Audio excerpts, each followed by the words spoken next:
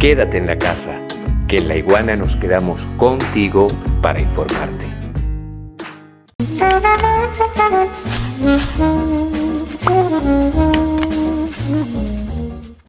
Ahora, ¿en qué se traduce? En hechos, esto que nosotros estamos planteando. ¿En qué se traduce esa explicación histórica hoy, en la realidad, en el accionar de países? Bueno, muchas ONG, entre estas Human Rights Watch o Open Society, ONG de Occidente, subvencionadas a menudo por estados, como los Estados Unidos, o por estados de la Unión Europea, y por fundaciones privadas o empresarios como George Soros, argumentan que es necesario respetar el derecho humanitario. Evidentemente esto es algo indiscutible. Y su papel preventivo. Esto sí es dudoso. Entonces, oído al tambor con otro elemento que tenemos que tomar en consideración: las organizaciones no gubernamentales. Cuando nosotros vamos a ver quién le paga a Human Rights Watch, nos damos cuenta que los Estados Unidos pagan a este tipo de organizaciones para, por ejemplo, atentar contra la República Bolivariana de Venezuela y su pueblo. Y en nombre de los derechos humanos, Human Rights Watch, pagada por los Estados Unidos, termina propiciando hambruna en países como Venezuela. En nombre, claro, de que los venezolanos no pasen supuestamente hambre. ¿Quiénes pagan esto? Estados del norte del mundo o empresas o empresarios o empresas o empresarios. Hoy vemos migrantes siendo repelidos por las fuerzas de seguridad estadounidenses, por ejemplo, en plena frontera con México. Y el mundo calla. Ahí no se aplican los derechos humanos. Ahí no hay Human Rights Watch para señalar lo que está pasando. Hoy vemos miles de almas naufragar en el Mediterráneo. Hoy día, mientras ustedes y nosotros estamos hablando, miles de personas están ahogándose en el Mediterráneo, que se ha convertido en el más grande cementerio al aire libre del mundo, el más grande. Pero ¿quiénes están escapando? Africanos, del África negra, africanos del norte de África, árabes. ¿De qué están escapando? De guerras. ¿Y esas guerras quiénes las propiciaron? Estados Unidos y Unión Europea. ¿En nombre de qué? De los derechos humanos.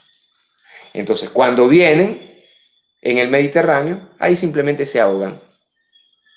Nadie dice nada. Si eso sucediera no en aguas del Mediterráneo frente a las costas europeas, sino en aguas caribeñas frente a las costas venezolanas, creo que otro gallo cantaría. Seguramente nos bombardearían a los venezolanos por dejar naufragar a gente en nuestras aguas. ¿En nombre de qué? De los derechos humanos. Los reflectores, mientras todo esto pasa en el Mediterráneo, se posan más bien sobre naciones cuyos estados figuran como incómodos para el orden mundial establecido. Repetimos, estamos tratando de definir los derechos humanos en la teoría, pero también en la práctica. Cuando estos organismos hablan entonces de derechos humanos, por ejemplo, estas ONG, ¿hablamos de derechos humanos o hablamos de chantaje para la satanización e invasión de países soberanos en nombre de los derechos humanos? Hay que señalar que durante varias décadas toda la vida política ha sido examinada bajo el lente de los derechos humanos.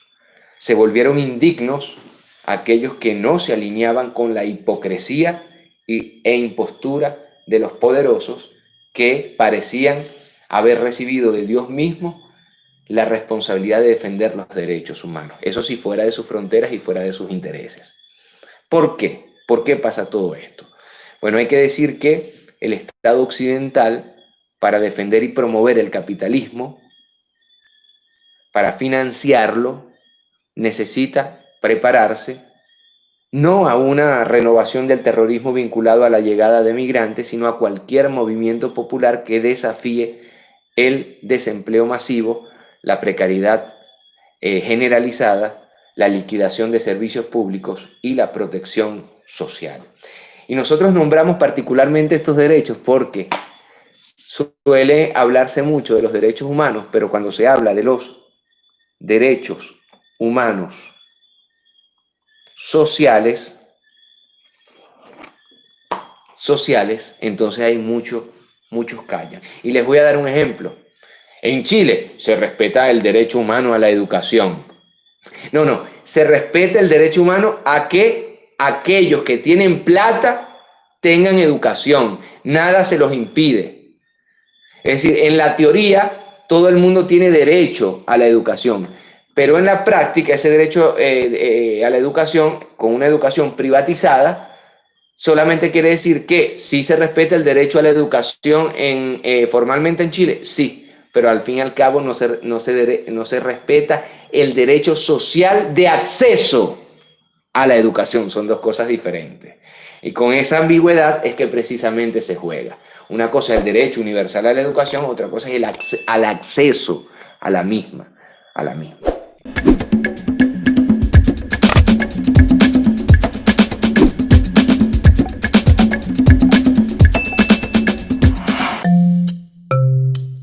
Laiguana.tv. La verdad hecha tendencia.